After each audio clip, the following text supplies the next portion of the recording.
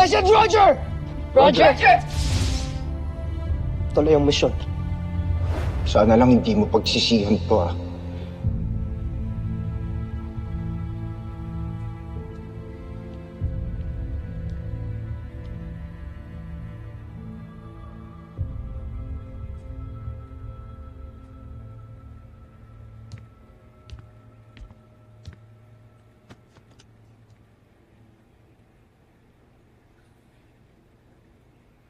Sana si Mama. Hindi ko na mabibigay sa kanya tong regalo ko sa kanya. Condolence.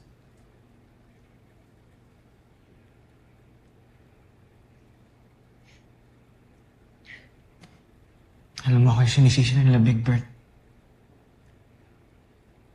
Tingin mo ba kasalanan ko talaga? Mali ba yung desisyon ko na hindi bumalik dito sa camp? Kaya namatay si Mama?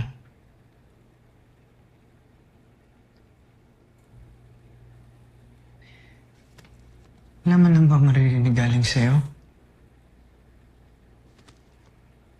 Diba? Aalis na ako dito sa camp. Wala na akong reason pa para magstay dito. Bakit ka alis ng camp?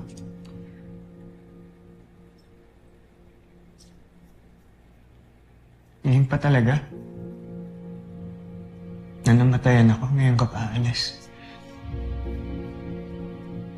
Ba't di ka magpa-comfort kay Jamie? Total, may gusto ko naman pala sa kanya, di ba?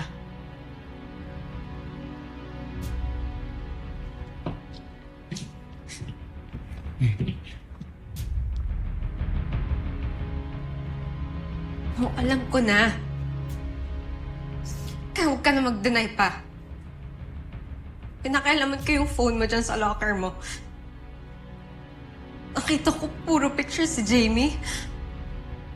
Stolen shots pa. So enough ng evidence yun. Be happy now. Dahil pinapakawalan na kita.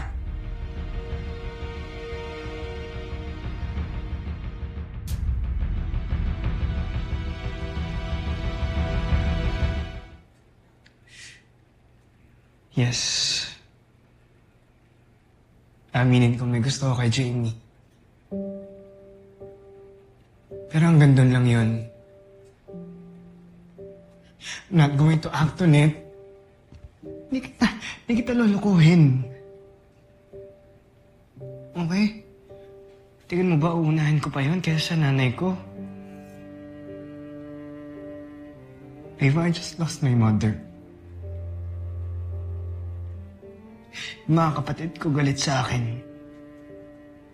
Yes, kung gusto mo umalis, hindi kita pipigilan, pero wag naman sana ngayon.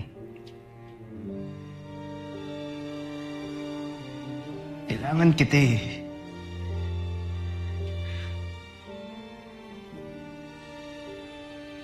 Hindi ko kaya.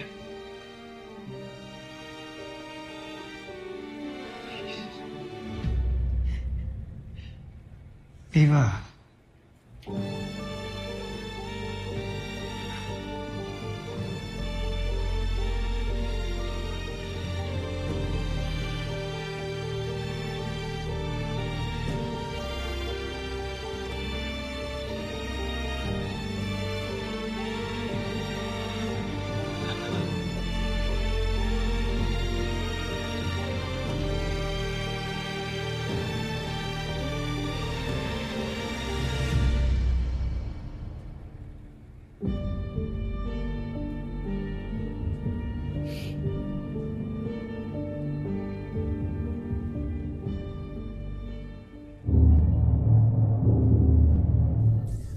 At iyon ang aking ulat, mahal na Emperador.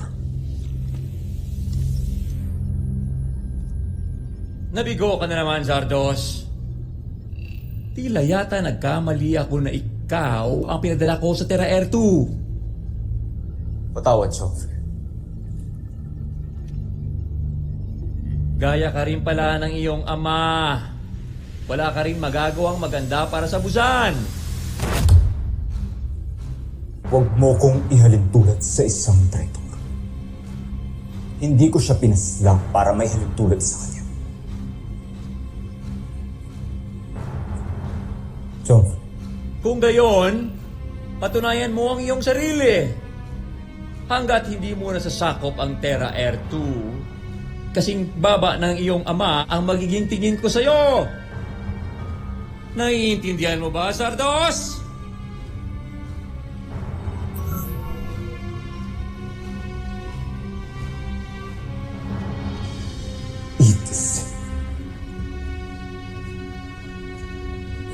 Hintesak. Bakit lagi na lang ako ilalim tulad kay Roscar?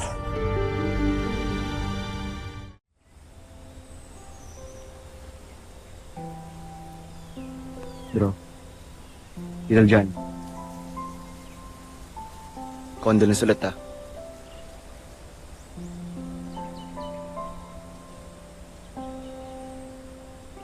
Condolence, guys.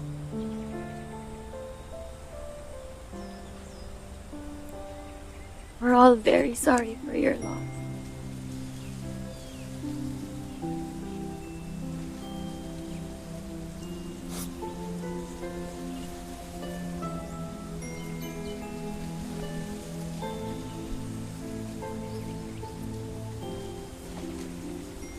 Salamat.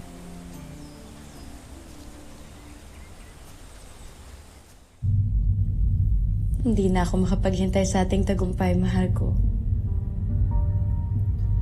Sa sandaling mangyari yon, nais kong bumalik tayo agad sa Buzana. Nang sa gayon ay may handa na natin ang ating pag-iisang dibdib.